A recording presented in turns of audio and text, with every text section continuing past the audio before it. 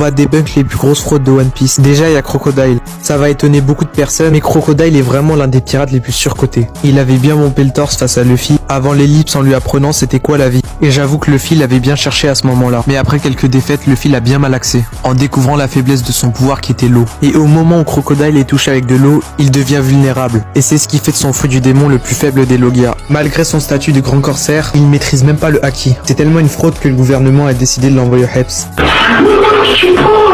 On a un autre corsaire, Gecko Moria, antagoniste de Thriller Bark. C'est un grand corsaire particulier. Il peut voler et manipuler les ombres à sa guise, et également les ingérer pour obtenir plus de puissance. On rigole, mais Gecko Moria a eu un prime très puissant en combattant l'équipage des 100 bêtes. Mais le problème, c'est que c'est un gros lard qui sait pas utiliser son fruit et qui fait aucun effort pour se battre. Il s'est quand même fait battre par Luffy à domicile alors qu'il avait tous ses zombies. Et après l'ellipse, on apprend qu'il se fait capturer par Barbe Noire. Malgré des pouvoirs intéressants, il est peut-être le plus faible des corsaires. Ce mec est une big fraude.